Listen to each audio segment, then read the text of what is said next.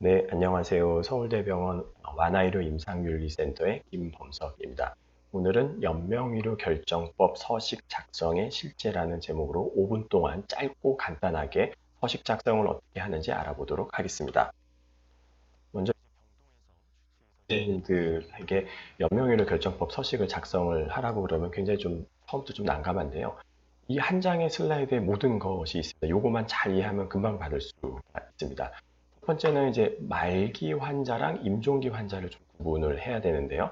먼저 말기 환자인 경우에는 말기 환자 판단서라고 하는 것과 연명의료 계획서, 소위 1호 서식이라고 하는 것을 같이 받으시면 되겠습니다.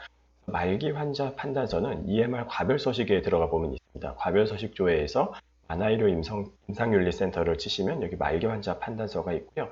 이거를 클릭하시면 이런 서식이 나오게 됩니다. 그래서 말기 여부를 판단한 의사, 담당 의사 주치의 선생님, 그 다음에 이제 전문의 선생님 이름이 이제 들어가게 되고, 이 말기 환자 판단서를 쓰고 그 다음에 이제 1호 서식을 쓰면 되는데요. 1호 서식에 보면 환자 본인이 작성하는 그런 칸이 있고, 환자 상태를 표시하는 게 있습니다. 말기와 임종기. 여기서 이제 말기 환자였으니까 이제 말기 환자에 체크를 하게 되면 되고, 그다음에 이런 사항을 설명하고 서명을 하면 되겠습니다. 그 다음에 이제 임종기인데요. 임종기는 네 가지 경우로 나눌 수가 있는데, 공통적으로 다 임종과정 판단서라고 하는 것, 소위 구호서식이라고 하는 거가 있어야 됩니다. 이 구호서식은 의사 2명이 작성을 해야 되기 때문에 전공의 선생님 플러스 전문의 선생님, 즉 전임의 선생님 이상이 사인이 꼭 들어가야지 됩니다. 그래서 임종과정 판단서를 이제 써야지 되고, 그 다음에 환자가 미리 작성해 놓은 사전 연명 의료 의향서가 있는 경우, 없는 경우 나눠서 생각을 해보면 됩니다.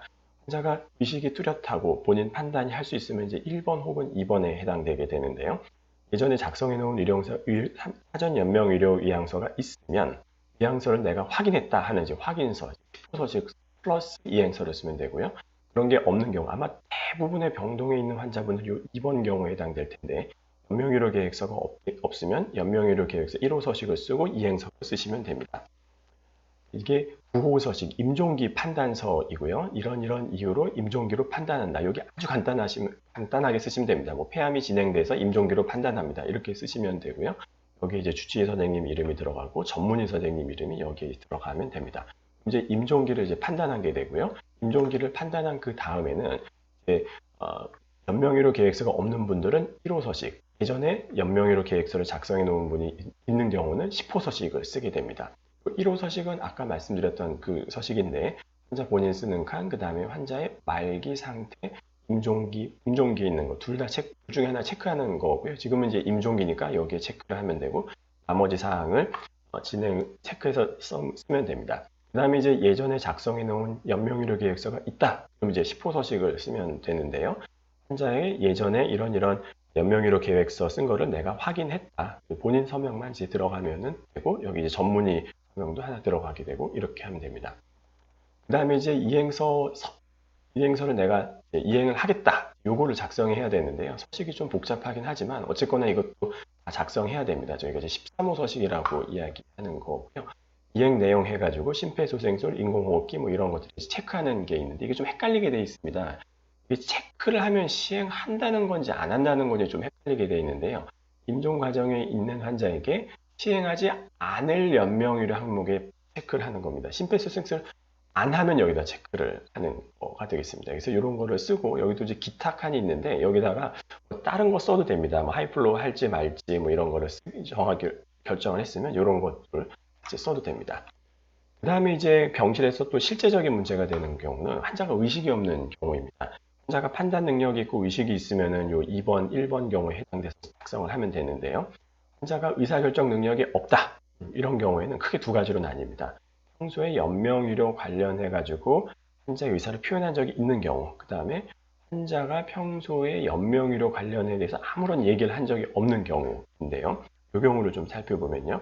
평소 연명의료 관련된 표현을 한 경우, 보통 예를 들어서 뭐 텔레비 보면서 아유 저렇게 뭐 인공호흡기 달고 중환자실 가는 건 아니야, 나는 그런 건 하지 마, 뭐 이런 얘기를 환자분이 했다 그러면 그 가족 2명이 이상의 일관된 진술을 여기다가 이제 적으면 됩니다.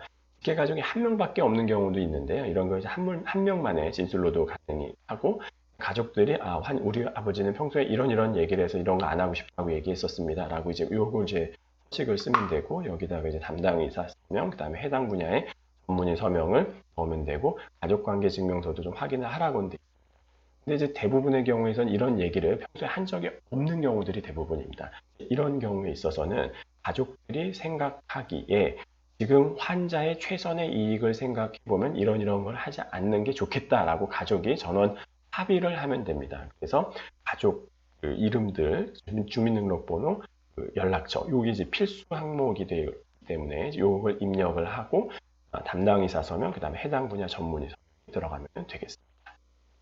요 이상입니다.